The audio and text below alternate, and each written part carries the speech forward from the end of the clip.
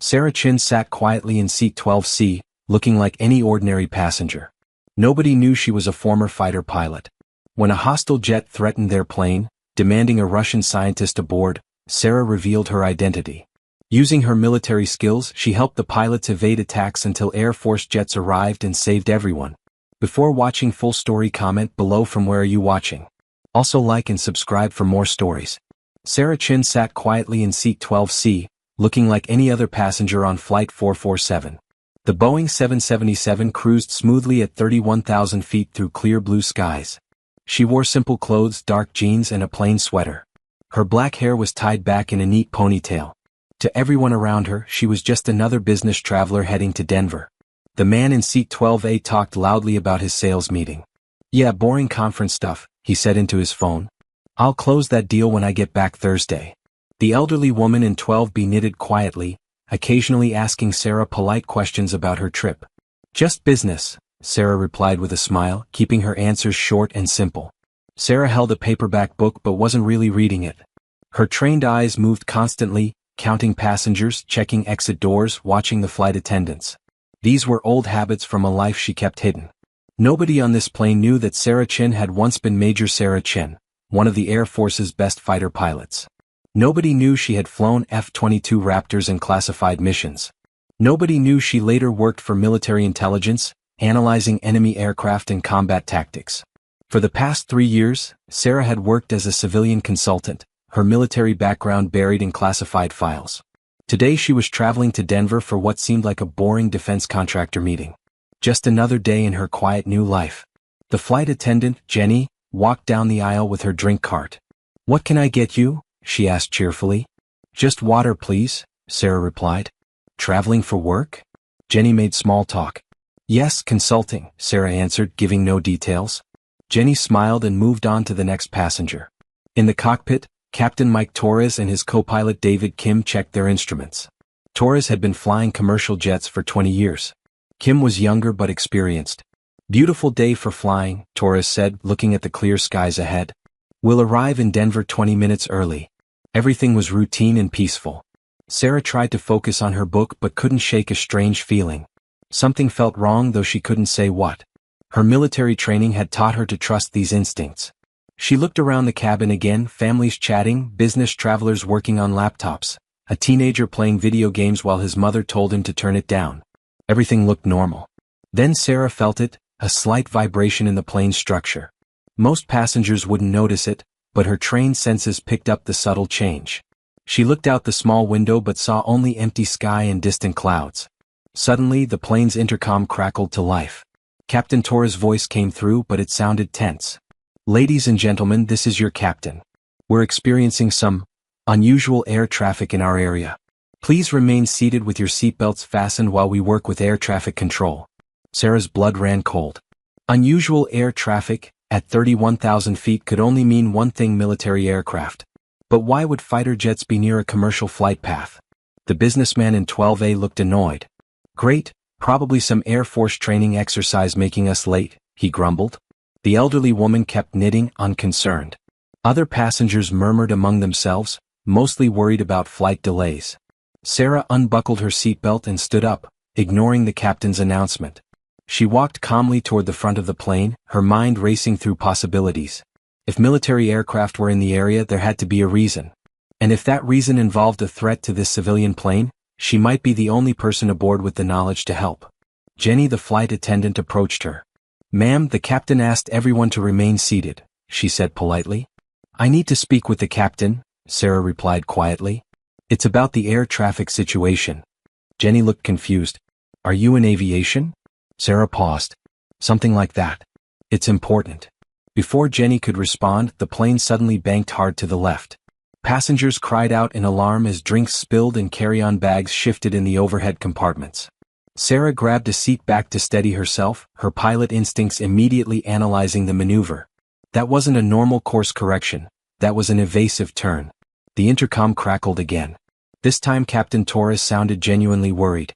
"Flight attendants, please prepare for possible turbulence and ensure all passengers are secured." The code words were clear to Sarah. They were in real trouble. Sarah pushed forward toward the cockpit, ignoring Jenny's protests. She could hear other passengers starting to panic behind her. "What's going on?" someone shouted. "Why are we turning so hard?" another voice demanded. Sarah reached the cockpit door and knocked firmly. "Captain, I need to speak with you. It's about the aircraft in your vicinity." Through the small window, she could see Torres and Kim frantically working their radios and checking instruments. The door opened and Captain Torres looked out, his face pale with stress. "Ma'am, please return to your seat. We're dealing with a situation here." "What kind of aircraft are tracking you?" Sarah asked quietly. Torres stared at her in surprise. "How do you know about? Who are you?" "Someone who can help," Sarah said. "Let me in." Torres hesitated, then opened the cockpit door wider. Sarah stepped inside and immediately saw what had the pilots so frightened. On the radar screen, a fast-moving blip was approaching their position at incredible speed. "It appeared 10 minutes ago," Torres explained. "Denver Control says it's not one of theirs. It's not responding to radio calls and it's closing fast." Kim pointed at the radar. "Look at that speed over Mach 2. No commercial aircraft can do that." Sarah studied the radar display with expert eyes. The approaching aircraft's speed and flight pattern told her everything she needed to know. "That's a fighter jet," she said quietly. "And based on its approach vector, it's not friendly." Both pilots stared at her. "How can you possibly know that?" Torres demanded. Sarah took a deep breath. Her cover was about to be blown, but people's lives were at stake. "Because I used to fly jets like that one. I'm former Air Force fighter pilot and intelligence officer. And right now that aircraft is setting up for an attack run on this plane." The cockpit fell silent except for the hum of engines and the crackling of radio static. Torres and Kim looked at her with a mixture of disbelief and desperate hope. "You're military?" Kim asked. Sarah nodded. "Retired Major Sarah Chin. F-22 pilot, 127th Fighter Wing. Later military intelligence, analyzing enemy aircraft capabilities." Torres grabbed her arm. "Can you help us? Because I've got 284 passengers back there and no idea how to defend against a fighter jet." Sarah looked at the radar again. The hostile aircraft was now less than 50 miles away and closing fast. "First, we need to figure out who's flying that jet and what they want. Then we need to start taking evasive action." Sarah took the co-pilot's radio headset. "Unknown aircraft approaching United 447, this is a passenger aboard the commercial flight. Identify yourself and state your intentions." Static filled the radio for several seconds. Then a voice came through, cold, professional, with a slight accent Sarah couldn't immediately place. "Commercial aircraft, alter course to heading 180 degrees and descend to 20,000 feet immediately. You have 2 minutes to comply." The transmission ended abruptly. Sarah felt ice in her veins. This was no training exercise or case of mistaken identity. Someone was hijacking their plane from the air. "Do we comply?" Torres asked, his hand hovering over the controls. "No," Sarah said firmly. "If we follow their instructions, we'll be flying toward empty airspace where no one can help us. They're trying to isolate us." She studied the radar again. "That aircraft is definitely military grade, probably an F-16 or similar. Single engine, highly maneuverable, armed with air-to-air missiles." Kim looked terrified. "Missiles? They're going to shoot us down?" Sarah shook her head. "Not yet. If they wanted us destroyed, we'd already be gone. They want something else, probably to force us to land somewhere specific." She paused, thinking quickly. "The question is who they are and what they want." The radio crackled again. "Commercial aircraft, you have 90 seconds to comply with course change. This is your final warning." Sarah grabbed the microphone. "Unknown aircraft, we are a civilian flight with 284 souls aboard. We will not alter course without proper authorization from air traffic control." Torres looked at her like she was insane. "Are you trying to get us all killed?" Sarah held up a hand. "Trust me. We need to buy time and force them to show their hand. Right now we don't know what we're dealing with." Suddenly the plane shook violently as something streaked past the cockpit windows, close enough that they could see the gray metal and military markings. It was an F-16 Fighting Falcon, Sarah realized, with no national insignia she could identify. The fighter jet had buzzed them at incredible speed, a classic intimidation tactic. Screams erupted from the passenger cabin as people saw the military aircraft flash past. Sarah could hear Jenny and the other flight attendants trying to calm everyone down, but panic was spreading quickly. "Ladies and gentlemen, please remain calm," came Jenny's voice over the intercom. "We're working to resolve this situation." The radio exploded with chatter from Denver Control. United 447, we show an unidentified military aircraft in your vicinity. Are you under threat? Torres grabbed the microphone. Denver Control, affirmative. Unknown fighter jet demanding course change. Request immediate assistance. United 447, we're scrambling Air Force interceptors from Peterson Air Force Base. Maintain current course and altitude. Help is en route. Sarah felt a surge of hope. If friendly fighters were coming, they might have a chance. But the hostile aircraft wasn't waiting. The F-16 appeared again, this time flying alongside them at a distance of maybe 200 yards. Through the cockpit window, Sarah could see the pilot clearly, helmet, oxygen mask focused on their plane. The fighter's weapons pylons were loaded with missiles. 60 seconds, came the cold voice over the radio. Comply or face consequences. Sarah studied the enemy aircraft's position and flight pattern. The pilot was skilled, maintaining perfect formation despite the massive difference in aircraft performance. This was no terrorist with basic flight training, this was a professional military pilot. Captain, I need you to listen carefully, Sarah said to Torres. In about 30 seconds, that F-16 is going to fire a warning shot, probably across our nose. When he does, I want you to push this plane into a steep dive. Not enough to hurt passengers, but enough to break his firing solution. Torres stared at her. A dive? In a commercial airliner? At this altitude? Sarah nodded. Trust me. I've flown combat missions. That pilot expects us to fly straight and level like a good civilian aircraft.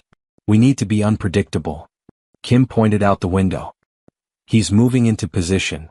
Sarah could see the F-16 adjusting its angle, setting up for a warning shot. The pilot was following standard intercept procedures, but with deadly intent. 30 seconds expired, came the radio transmission. You have chosen unwisely.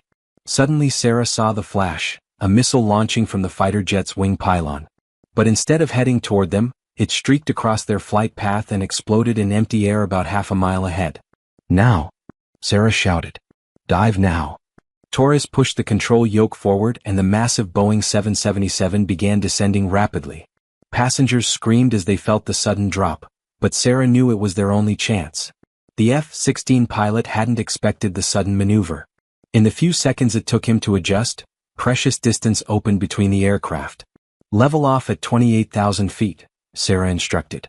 Then start a gradual turn to the east toward Peterson Air Force Base. Torres followed her instructions, sweat pouring down his face. How long until those Air Force jets get here? He asked Denver Control. United 447 interceptors are airborne. Estimated arrival 15 minutes. 15 minutes might as well be 15 hours with a hostile fighter on their tail. The F-16 reappeared, closer now and clearly angry at their evasive action. The radio crackled with threats in accented English. You will comply immediately or your aircraft will be destroyed. This is not a negotiation. Sarah took the microphone again. Unknown aircraft, identify yourself and state your authority to issue orders to civilian aircraft. She was stalling, trying to gather intelligence. Every word might provide clues about who they were dealing with. I am authorized by powers you do not understand, came the reply. Your aircraft carries something that belongs to us. Comply or die. Sarah felt a chill. This wasn't about the plane itself. There was something or someone aboard that the attackers wanted. She turned to Torres. Do you know anything unusual about this flight? Special cargo? VIP passengers? Anything out of the ordinary? Torres shook his head. Standard passenger manifest. No special cargo, no government officials that I know of. But Sarah's mind was racing. If someone was targeting this specific flight, they had intelligence about the passengers or cargo. Her own presence could be coincidental, but what if it wasn't? What if someone knew exactly who was aboard? The F-16 moved closer, now flying just 100 yards off their starboard wing. Sarah could see the pilot clearly through his canopy, and something about his flight helmet looked familiar. The distinctive shape and markings were not standard NATO equipment. Captain, I need to see your passenger manifest, Sarah said urgently. There might be someone aboard that these people are after. Torres pointed to a clipboard. Kim, show her the list. Kim handed over the papers and Sarah scanned the names quickly. Most were ordinary American names, but several caught her attention, a few with Eastern European origins, one listed as a diplomat from a country she knew had been in recent conflict with the United States. Then she saw something that made her blood freeze. Listed in seat 23A was Dr. Viktor Petrov, scientific researcher. Sarah knew that name from classified intelligence briefings. Petrov was a Russian nuclear scientist who had defected to the United States 6 months ago, bringing with him critical information about advanced weapons programs. That's it, Sarah whispered. They're here for Petrov. Torres looked confused. Who's Petrov? Sarah pointed to the name on the manifest. A Russian defector with nuclear weapons secrets. If they take him back, it could shift the balance of power in Eastern Europe. The radio crackled again. You have 2 minutes to begin descent to 15,000 feet and turn toward the coordinates I will provide. Dr. Petrov will be transferred to our custody upon landing. Refuse and everyone dies. So they knew exactly who they wanted and where he was sitting. This was a planned operation, not a random hijacking. Sarah grabbed the intercom microphone for the passenger cabin. Ladies and gentlemen, this is Sarah Chen. I'm former military and I'm helping the flight crew deal with our situation. We need Dr. Viktor Petrov to come to the front of the aircraft immediately. This is a matter of national security. She could hear confused murmurs from the cabin, then footsteps approaching the cockpit. A man in his 60s appeared, thin, nervous, with thick glasses and graying hair. I am Dr. Petrov, he said quietly in accented English. They have found me, yes? Sarah nodded grimly. Someone very much wants you back, doctor. But we're not going to let that happen. Petrov's face went pale. You do not understand. If they take me, the weapons information I carry, it will be catastrophic for your country. Then we make sure they don't take you, Sarah said firmly. She turned back to the radar display. The F-16 was holding position, waiting for their response. But now she could see 2 new blips approaching from the east, the Air Force interceptors from Peterson. Denver Control, United 447. We have identified the target aboard our aircraft. Request priority handling for protective custody upon landing. The response came immediately. United 447 understood.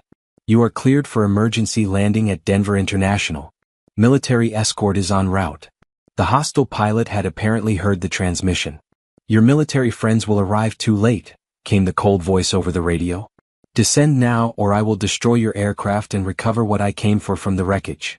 Sarah knew they had reached the critical moment. The enemy pilot was running out of time and patience. In a few minutes, friendly fighters would arrive and his advantage would be gone. He would either have to act now or abort the mission. Captain, he's about to make his move, Sarah warned Torres. When I say so, I need you to put this aircraft into the most aggressive evasive maneuvers you've ever attempted. Ignore the passenger comfort, ignore the stress on the airframe. Our lives depend on it. Torres nodded grimly.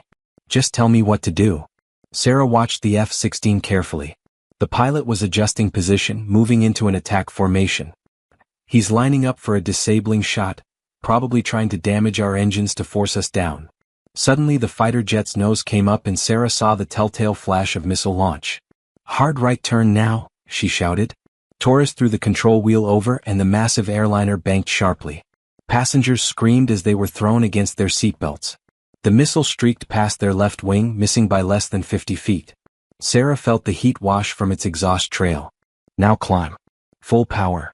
The Boeing's engines roared as Torres pulled back on the controls, fighting to gain altitude and distance from their attacker. But the F-16 was faster and more maneuverable. It swung around behind them, setting up for another attack. He's coming back, Kim warned, watching the radar. Next shot won't be a miss, Sarah said grimly. Then she heard the most beautiful sound in the world, the voice of an American fighter pilot on the radio. Unknown aircraft, this is Viper 1-1, United States Air Force. You are ordered to break off your attack on the civilian aircraft immediately and follow me to the nearest airfield for identification. 2 F-16s and Air Force markings appeared on either side of the hostile fighter. The enemy pilot found himself suddenly outnumbered and outgunned. For several tense seconds, all 4 aircraft flew in formation while radio silence stretched unbearably. Finally, the hostile pilot spoke. This is not over, he said simply. Then his F-16 rolled away from the formation and accelerated rapidly to the south, disappearing from radar as quickly as it had appeared. United 447, this is Viper 1-1. Threat is neutralized. You are cleared to proceed to Denver International under escort. Sarah felt her knees go weak with relief. They had survived. As Captain Torres began his descent toward Denver, Sarah looked back into the passenger cabin. Dr. Petrov sat quietly in his seat, probably understanding better than anyone how close they had all come to disaster. The other passengers were shaken but safe, most still unaware of exactly what had threatened them. Jenny, the flight attendant, approached Sarah. "Ma'am, the captain asked me to thank you. He says you saved everyone aboard." Sarah shook her head. "We all did our jobs today. That's what teamwork means." But as she returned to seat 12C, Sarah knew her quiet civilian life was probably over. Her cover was blown, her military background exposed. There would be debriefings, investigations, probably a return to active duty. The woman who had boarded this flight as an anonymous consultant would not be the same person who walked off it. As Flight 447 touched down safely at Denver International Airport, surrounded by military vehicles and FBI agents waiting to take Dr. Petrov into protective custody, Sarah Chin allowed herself a small smile. She had spent 3 years trying to be invisible, trying to blend in as just another ordinary passenger. Today she had learned that sometimes the most ordinary-looking person in seat 12C might be the most extraordinary person on the plane. The fighter pilot in her had never really gone away, it had just been waiting for the moment when her country needed her most. At 31,000 feet, surrounded by innocent civilians and facing an enemy who would stop at nothing, that moment had finally come. And Sarah Chin had been ready. As the aircraft rolled to a stop and the passengers began to gather their belongings, Sarah looked out the window at the military escorts and federal agents waiting on the tarmac.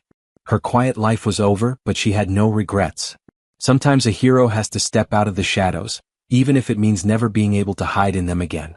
The woman in seat 12C had saved them all.